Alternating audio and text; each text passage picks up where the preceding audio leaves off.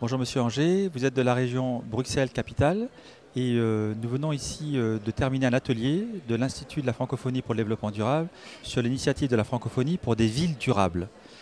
Quelle est votre implication dans le cadre de cette initiative ?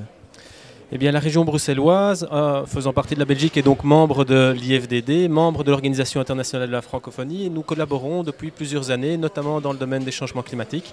Lorsque nous avons pris connaissance de ce programme de l'initiative de la francophonie pour les villes durables, nous avons tout de suite été séduits. Ça répond à de véritables enjeux dans les pays du Sud, en particulier en Afrique, en matière d'urbanisation, en matière d'accès à l'énergie, en matière de politique énergétique durable. Et donc, nous avons voulu soutenir ces activités en tant que membre de la francophonie.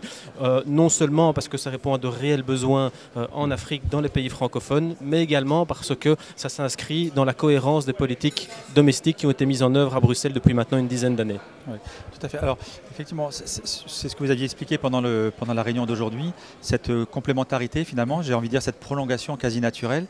Et là, effectivement, ce qui est intéressant de voir dans l'initiative, et je crois que vous êtes aussi associé, c'est de voir maintenant la mise en œuvre concrète que nous allons en avoir, avec notamment l'aventure Grand Bassam, qui est une ville historique, une ville classée, une ville patrimoniale, une ancienne ville économique, et qui du coup veut rentrer sur une stratégie de rénovation pour devenir une ville durable modèle.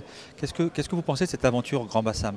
Mais on trouve ça formidable, évidemment, puisque ça répond à de véritables enjeux, et ce qui se fait aujourd'hui, ce qui est initié à Grand Bassam, eh bien, va pouvoir servir d'exemple, de modèle pour pouvoir être appliqué en Afrique de l'Ouest et même au-delà. On va pouvoir essayer des outils, les développer, les ajuster et de cette manière-là pouvoir initier un véritable processus qui puisse se développer à grande échelle en Afrique de l'Ouest parce que ça répond à de véritables besoins sur le terrain. Ah, tout à fait. C'est un peu l'idée. Alors, effectivement, peut-être pour juste rappeler pour nos auditeurs que l'initiative de la francophonie pour des villes durables est une initiative qui se veut, j'ai envie de dire, intégrante des autres initiatives et dynamiques, donc non pas pour créer quelque chose de nouveau, mais qui du coup veut fédérer les dynamiques en cours, de manière à offrir aux villes une espèce d'outil sur mesure pour mettre en place des programmes d'action à la carte. Et ça, comme vous venez de le dire, on peut l'imaginer le dupliquer ailleurs. Et là, la région Bruxelles-Capitale serait aussi intéressée à s'investir dans d'autres zones, pourquoi pas les États insulaires, francophones ou autres.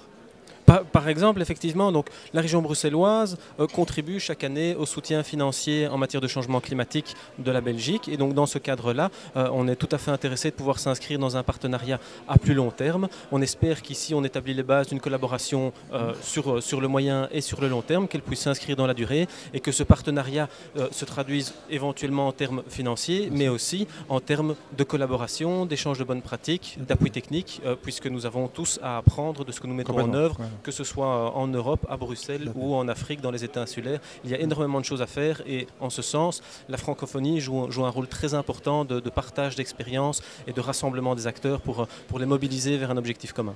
Tout à fait. Alors, peut-être pour nos auditeurs et puis aussi pour vous, on rappelle, l'initiative de la francophonie pour des villes durables a été cofondée par l'association Énergie 2050 et l'Institut de la francophonie pour le développement durable. On a déjà le privilège d'avoir ONU Habitat qui est partenaire. On a aussi le réseau des villes, de l'habitat francophone et maintenant des acteurs comme vous, des acteurs institutionnels et maintenant aussi des maires comme on l'a vu ce matin. Donc cette initiative, on peut lui souhaiter un bon vent peut-être et peut-être aussi d'apporter une petite pierre à la construction collective de l'accord de Paris pour montrer que c'est possible, auquel on croit tous, ont un sens. Et puis là aujourd'hui on est entré dans le concret, on a eu plein de villes qui ont levé le doigt en disant on veut en faire partie.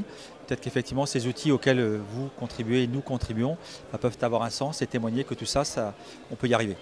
Voilà, exactement. On sait que les négociations ici à Paris sont difficiles, mais le processus multilatéral, l'approche mondiale est nécessaire. Mais ce type d'initiative démontre qu'on n'attend pas d'avoir un accord global, juridiquement contraignant pour avancer sur le terrain et que donc les acteurs se mobilisent, avancent, mettent en œuvre des mesures et il est très important qu'on puisse faire partie de ce processus et qu'on le développe. C'est formidable. Merci beaucoup Monsieur Angers, merci à la région Bruxelles-Capitale et puis bon vent à l'initiative puisqu'on est tous un peu impliqués dedans à la Fondation.